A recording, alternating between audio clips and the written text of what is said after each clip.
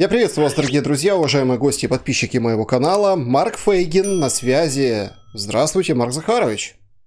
Рад приветствовать, Александр, рад приветствовать всех зрителей канала. Марк Захарович, есть очень резонансная тема, которую я бы хотел обсудить именно с вами. Первая из них – это Лукашенко, который не только показывал, где готовилось нападение на Беларусь, а просто бомбу информационную вбросил. Якобы Киев просил у него заключить пакт о ненападении, но это было сказано в контексте, что Литва и Польша очумели.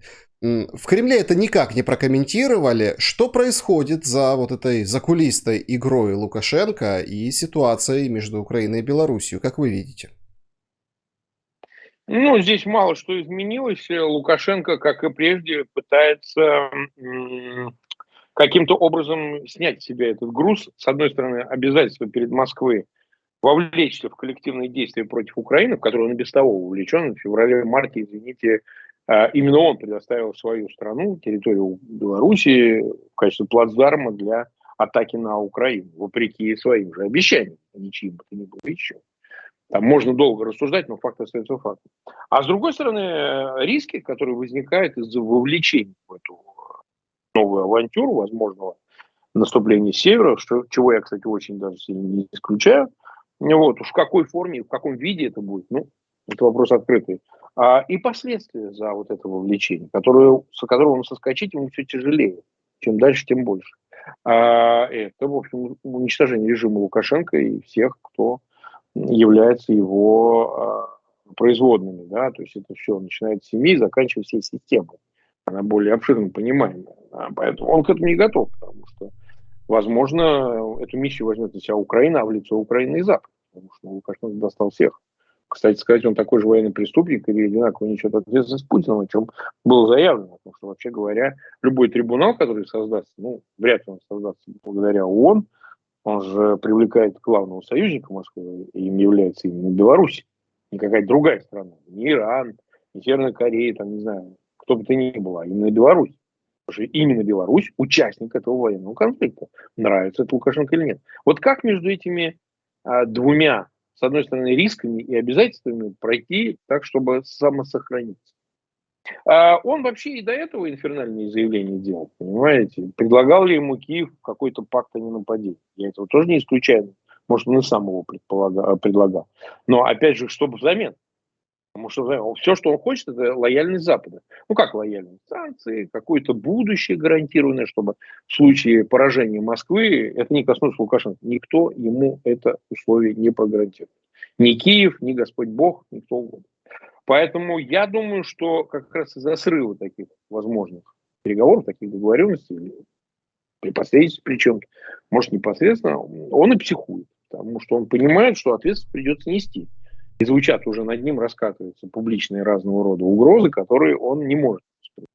Он же чуток, всегда говорили, смотрите, как выборы в 2015 году, когда он спокойно, ровно прошел эти выборы, 15, 16, 15, когда его на очередное пятилетие, 15, 20 году следующий, когда он за отпуск политзаключенных получил, в общем говоря, 5 лет нейтрального отношения с Западом. Ну, так твердо до августа 2020 года, чуть раньше, конечно, прекратилось. К нему даже, извините, госсекретарь приезжал, восстановили отношения с Соединенными Штатами в Минске. Помните? Помпео приезжал прямо в Минск. Тогда это был момент конфликта Москвы, которая пыталась втянуть, значит, союзные отношения, там, и подписать эти дорожные карты союзного государства и так далее. Другая была ситуация. После его фактического поражения на выборах в августе, 9 августа 2020 года, после всего, что было тогда в Беларуси, ну, стало понятно, что он может удерживать свою власть не только как диктатор, но и диктатор, пользующийся поддержкой своего соседа. Это же очень важно, потому что в нынешнем виде Беларусь, я много раз говорил, это оккупированная страна. Она оккупирована Москвой, и ситуация там все хуже и хуже с точки зрения ее зависимости от решений из Москвы. Это все включает и военную, и экономическую, и социальную, и всякую другую. А сегодня Лукашенко пытается еще играть прежними методами уже на новом поле. Что такое новое поле? Это война.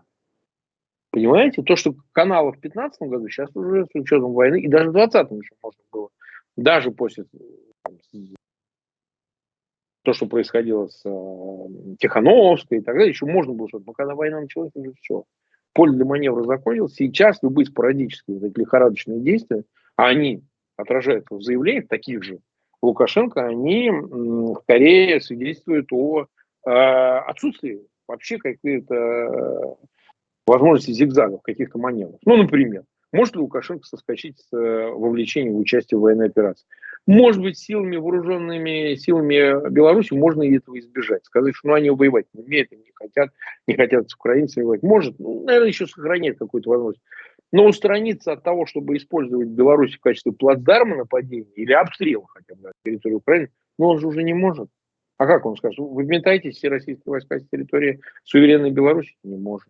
Значит, в условиях войны он не может, например, договориться с Западом. Ну вот, большая же для него потеря был Макеев. Макеев же мотался безуспешно, правда, но все-таки пытался как-то смягчить и санкции, и, так сказать, конфискации. Там, говорят, швейцарские какие-то морозят счета семьи Лукашенко. Ну, неважно, публичная информация, никакого секрета нет. Кто поверит, что Лукашенко на зарплату со всей своей семейкой живет? Ну, очевидно же, что он гораздо богаче. И, так сказать, все эти деньги в том числе хранятся и на Западе, что очевидно. А вот. Ну, много чего происходит такого, что, может быть, еще бы долго телепалось, знаете, там, с этим возились. А сейчас речь все стало. И поэтому вот не случайно упоминание той же Польши и той же Литвы. Ну, не будем говорить, что там есть и родственная часть, как бы, и с религиозной точки зрения, и с точки зрения, значит, просто этнической.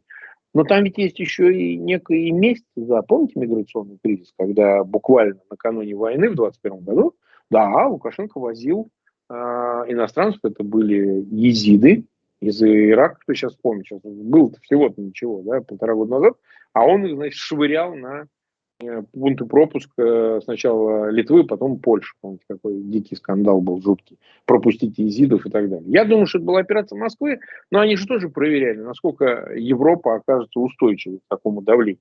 Она, кстати, так среднюю устойчивость продемонстрировала. Польша оказалась крепка, там и Литва, да, то есть готовы были из пулеметов класть. А Германия вибрировала, все, может, пропустим, давайте что-нибудь, как-нибудь. Так что эта история, она тоже помнится всеми. И потом сама по себе существование Беларуси как, ну, скажем так, московского сателлита, а фактически оккупированной территории, она создает проблемы для этой части Восточной Европы. И это хотят решить. Поэтому его, вот эти все заявления, эти дергания, они напрасны, они под собой имеют основание. Желание есть огромное. Как это решить? Ну, в результате войны, опять же. Последствием войны, если Москва ее проигрывает вчистую, будет падение режима Лукашенко. Не понимать он этого не может. Но он может верить во что-то, в какую-то там сказку, что 9-миллионная Беларусь просто как ни в чем не бывало продолжит существовать в качестве концлагеря вот этого, в котором она пребывала почти четверть века, сколько, 30 сколько. Марк Захарович, ну действительно, вот так если разложить и действительно посмотреть в корень проблемы, то видишь вот эти весы, да, что на одной чаше, что на другой чаше, и видно, что Лукашенко как раз этот пакт нужен вот именно сейчас, или, по крайней мере, заявление об этом пакте, а не Украине. Это очень принципиальный момент. Давайте перейдем к еще одной очень интересной информации. Я, вот честно, я посмеялся, когда ее как бы прочел, а потом увидел реакции, причем на таком достаточно серьезном уровне. Песков — это же серьезный уровень. Бёрнс приезжал к Зеленскому и обсуждали покушение на Пригожина. Представляете? Нечего еще как бы обсуждать Бёрнсу с Зеленским. Это Песков заявил, я просто пропустил, я этого не видел. Ну, да? Это заявила разведка, Песков откомментировал, что он не может сказать, но покушение на Пригожина готовится, и Киев стоит за рядом покушений, поэтому ничего исключать нельзя. То есть эта информация получила продолжение.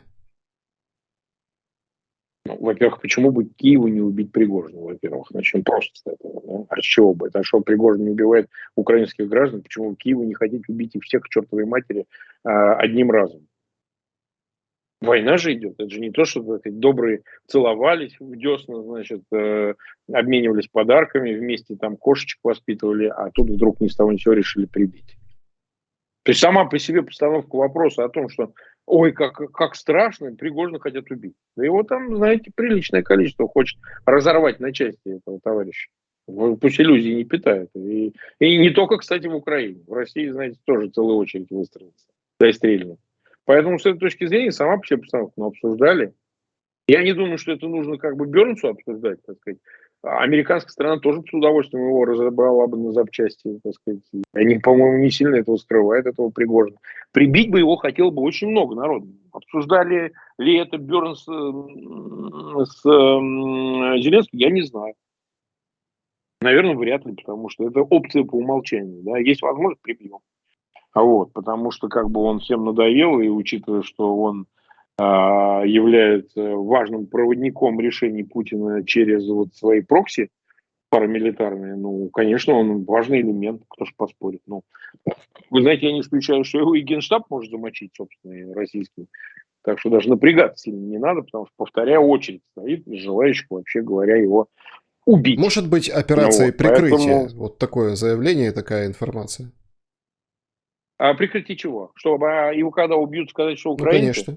Так украинцы будут радоваться и устроят праздник национальный. Чего бы им не радоваться? Прикрытие это будет, не прикрытие, так сказать. Ну хорошо, какие злые, значит, украинцы убили Пригожина. Да никто даже и не будет сильно опровергать. Ну, прибили вы его сами, нам-то легче, нам-то лучше, так сказать. Украинцам от этого одно сплошное счастье. Чего бы им, так сказать, бояться ответственности за убийство Пригожина? Понимаете, вот что вот украинской стороне или даже американцам, что вы наделали, вы убили, значит, человека. Ай-яй-яй. Да вы что, да не может быть, как же мы такое сподобились, ой, всех накажем.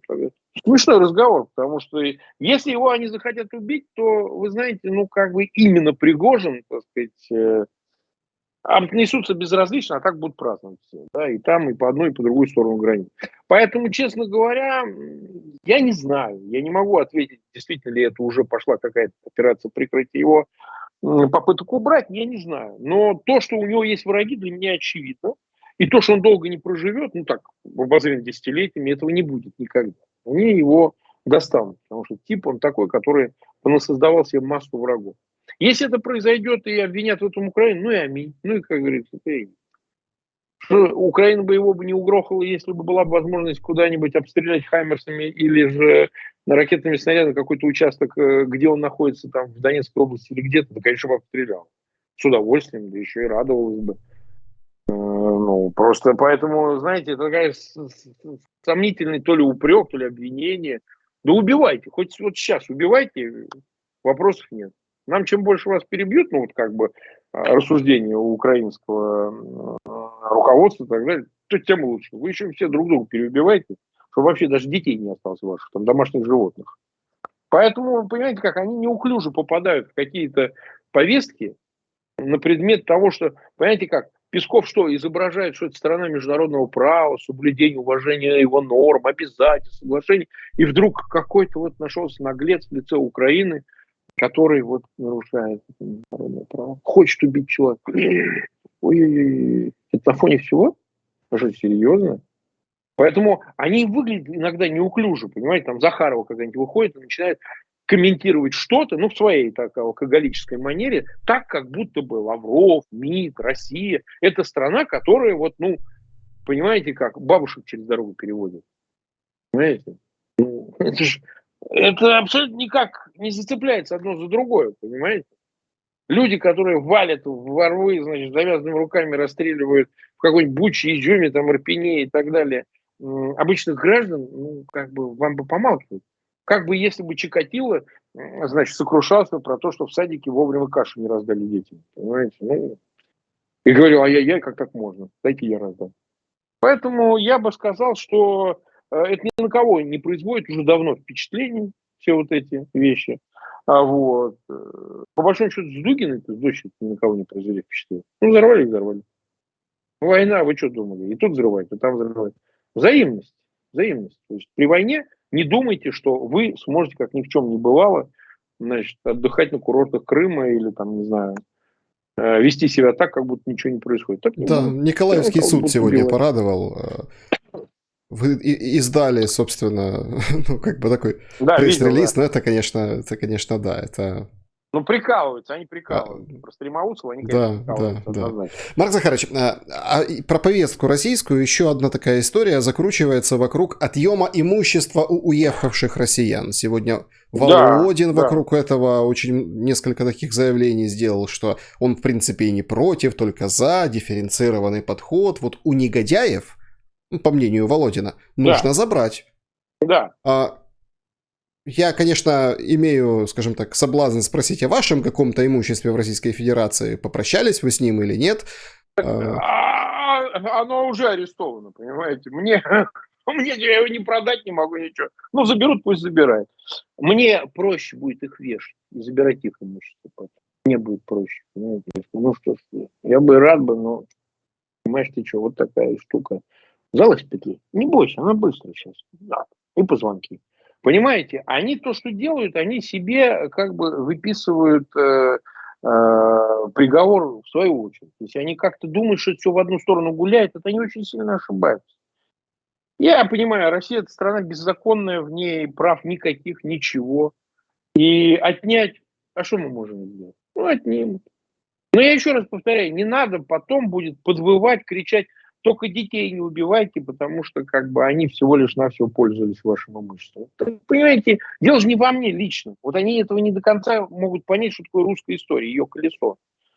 Понимаете, оно катается по всем, по тем, по другим. И то, что ты, вот они думают, что это их не коснется и что это навсегда, ну, мягко говоря, это очень наивно, понимаете? Очень наивно. Все время нужно думать о петле, когда совершаешь такое. Все время нужно думать о последствиях. Да? Но это касается всего, не только отъема имущества обычных людей, они граждан будут отнимать. У меня вообще нет сомнений. Они все сделают.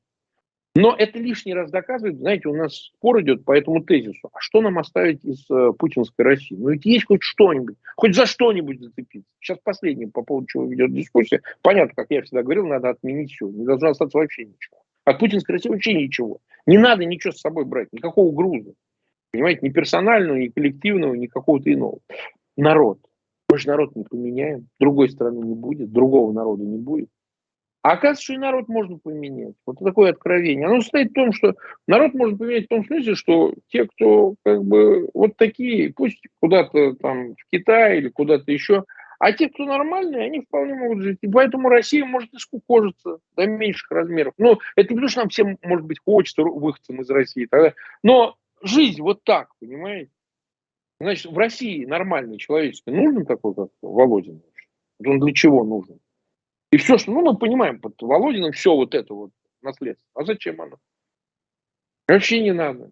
Ни думы, ни это, ни их законов, ни их правил, ни их, значит, риторики по поводу прав человека или еще что-то подобное. Не надо ничего из этого.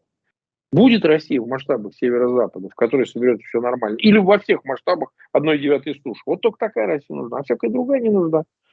Потому что другая Россия, это вот она сейчас. Вот та Россия путинская, она вот сейчас вот такая. И я не очень понимаю, где можно задержаться. Упрекать их, говорить, послушайте, вы не можете этого делать, это нарушение Конституции. Ну, кто-то, кто услышит от меня подобное, будет хохотать, кататься по полу, понимаете? Россия и соблюдение прав человека, конституционные нормы, значит, незыблемость частной собственности, еще чего-то, понимаете? Ну, какой смысл на это растрачиваться? Ну, это бессмысленно. ну, Потанин Вот. Они, прав, может, и получается, хотели да? там, да. А что Ну, говорил Потанин Потанин? Я не говорит, знаю. что это Потанин такой 17-й жулик. год, и ну, нужно знать меру, это воровство, грабеж. А кто? Я не знаю, кого он имеет в виду. Он, видимо, прокомментировал первичные какие-то заявления по этому поводу. Так и на здоровье. А что до этого грабежа не было? А что до этого не отнимали? Разными способами. Ну, институализируют они отъем этой собственности. Придумают. Он там был такой Кабанов. Знаете, есть фамилия Кабанов в России. Он член СПЧ вечный. Член всех этих правозащитных организаций. Но, правда, выяснилось в нулевых годах, что он, оказывается, был сотрудником КГБ. Майором, что ли. И перешел на правозащиту. Сейчас, говорит, мы разрабатываем понятие предатель. Хотят ввести в уголовный кодекс в особенную часть в составе по госизмене вот понятие предателя. Это же немножко другая дефиниция, да? А у предателя можно все. Он вот что делает предатель? Это вот он вот выступал публично против национальных интересов страны, гражданин, который он является. А значит, к нему можно и конфискации, и хренации, и так далее. Ну, то есть это вся атмосфера путинская, да, и этой системы, и этой власти. Изменить это невозможно. То, что там Потанин или кто-то звякнет, ну, эта роль не играет. Может, Потанин скорее игру какую-то ведет, например, потому что, а вот и я же выступал. Вы же видите, вот когда вот лишали. Потом, чтобы индульгенты, вот он с билетом. Хорошо, в тюрьме это все изучит. Все, как бы лишнюю пайку получит. Они все одинаковые. Вот важно понимать, что нет в этом разницы даже в отдельных заявлениях, таких как Дерипаски, Хренаски, Потанины, Хренанины. Они все часть этой системы. Отвергать всю путинскую систему, это в том числе отвергать и их. Весь этот олигархический обслуживающий слой с их разворовкой, да, с норильскими никелями, со всем остальным. Они такие же. Просто они понимают, куда все катится в конечном итоге. Эта фаза, она неотвратима, фатальна. Конца после чего что будет. Поэтому, ну, повеселятся, ну, отнимут они. Ну, хорошо. Ну, пройдет какое-то количество лет, мы ж вернемся.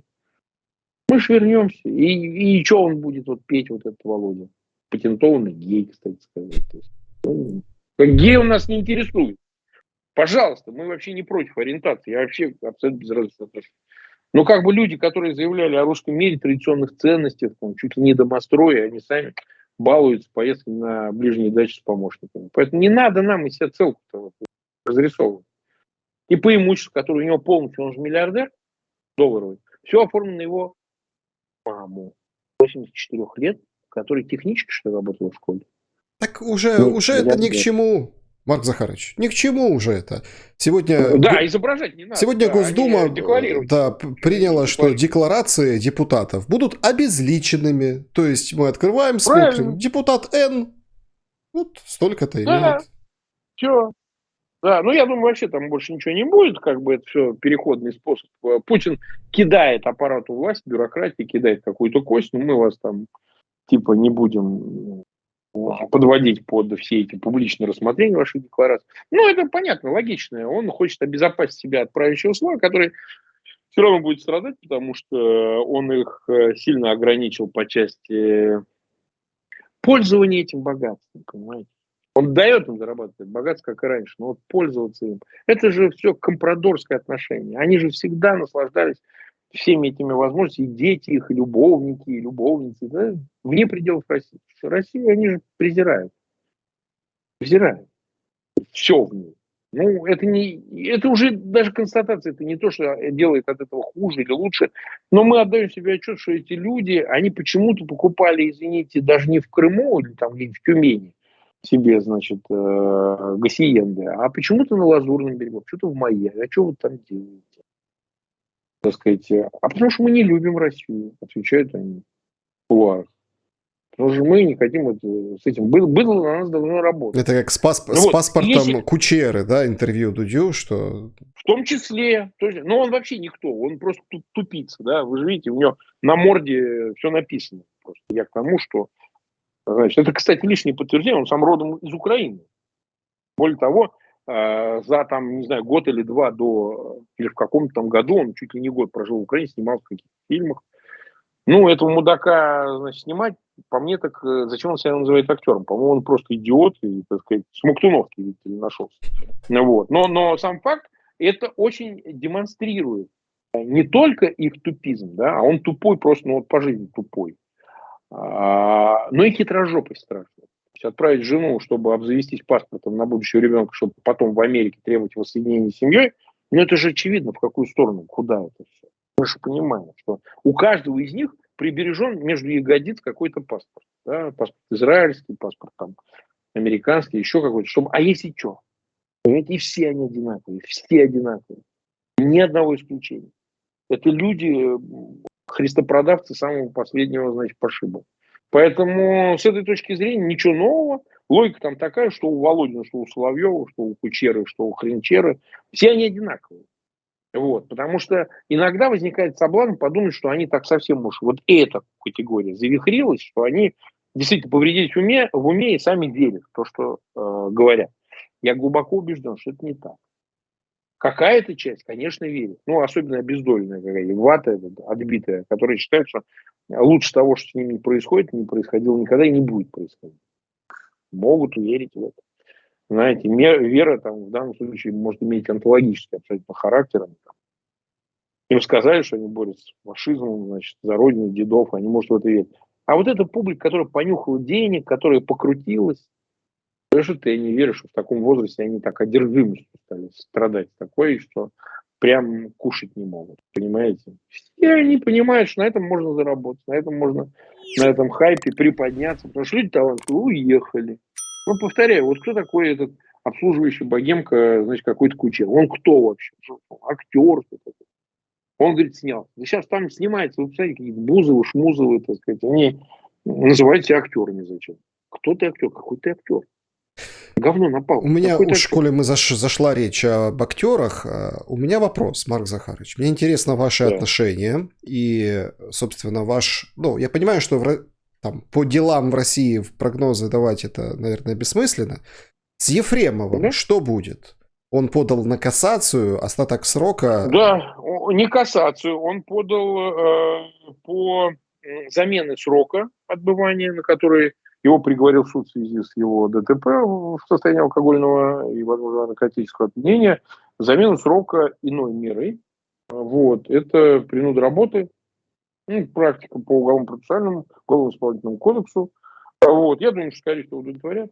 Он проявил все необходимые требования по части лояльности. Он через адвоката передавал все обязательства по поводу поддержки спецоперации, поддержки политики Путина. Это что мы слышали? Это...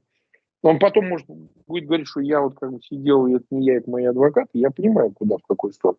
Но он абсолютно, так сказать, учитывая, что он действительно алкоголик, вот, и раздавил, не потому что он так хотел врезаться в этот встречный автомобиль, просто потому что он пьяный был. Не дал себе отчет, а сидеть не хотел. Но сидеть пришлось, понимаете, куда же деваться. Он как бы считает, сколько мог, столько отсидел. И я думаю, что, скорее всего, за него огромное лобби, его корешков. Я думаю, что они выкружат, они договорятся с администрацией президента, но там просто и так не отпускают. Угу. Ты должен полностью растворить, ты должен полностью. Да донышко, как говорил Михалков, и спить все. Так не получится, чтобы он типа вышел и нырнул куда-нибудь, так сказать, тоже. Нет, так не будет уже. Будет прям до конца. Он, так сказать, наследство его папани МХАТ, который возглавил Хабенский. Это же тоже такой был, знаете, вертлявый Хабенский. Что про него рассказать, какой он, ой, детям помогает, да. Ну, мы видели, как он съездил в Донбасс, он у нас ездил, он у нас Назарова выгнал вот этого с антивоенными взглядами одного из ведущих актеров МХАТа вместе с его женой Васильевой и т.д. и т.п. Значит, жертвовал какие-то деньги на, значит, спецоперацию, там, ну, типа на госпиталь, там, что-то такое. Да. Все они хитрожопые. А из него рисовали. Ой, Хабет, он такой честный, он такой сладенький, гладенький, такой. А выяснилось, все такие, все одинаковые. А он худрук вот этого самого МХАТа. Просто так ничего нельзя получить. За все нужно подставить задницу. Вот. И тут иллюзий питать не надо. Хочешь оставаться честным человеком, страдай материально и страдай от безвестности. Да, но ведь... Но это всегда вечный выбор. Да, ну Вечный выбор. Ефремов же, мы же помним, да, гражданин-поэт. Гражданин поэт, конечно, конечно. Ну так я еще раз повторяю, когда оно вот так в жизни сложилось, она жизнь тебя и проверяет. Ты как бы что? Он же, когда ему говорили, ну как же, вот вы же выступали, это такие стихи Быкова были в проекте «Гражданин поэт» против власти, против... Он, прямая цитата, ответил как через своего тогдашнего адвоката. Я, говорит, фекляр, я ж циркач, я ж это не свое, это ж чужой текст. Вы что же, правда воспринимаете роли как выражение собственной натуры? Так это ж не так. А я знал с самого начала, что это иллюзии не питал. Конечно, есть честные, последовательные и так далее. Но это не главное качество как актер. Понимаете, оно того не требует. Это просто их личные, персональные качества. Ну, как Лазарева там. Хорошо, вот он. Но у него такие убеждения, понимаете. И таких немало, есть такие, они уехали из России. Это их убеждения, а это не продолжение их профессии. Она же не играла, когда именно эти взгляды, их она и придерживается. Ну, Да. я не берусь оценивать, какая она актриса, кому-то нравится, кто-то... Но мы же говорим как о человеке, а здесь ведь вопрос встает о том, что, значит, знаете, как вот этот разговор сохранить себя в профессии. Я вот иду на этот моральный компромисс, чтобы к моим зрителям, так сказать, выходить дальше, чтобы меня из театра не выгнали, из кино не выгнали, из телевидения не выгнали. А кому ты нужен? С чем ты будешь выходить, дружочек, если ты себя повел по части моральной, по части принципа, вот так, как ты себя повел? Кому ты и что ты можешь дать? Гений твой никогда не проявится, если ты оправдываешь зло. Никогда. Классик сказал, гений и злодей – две вещи несовместные.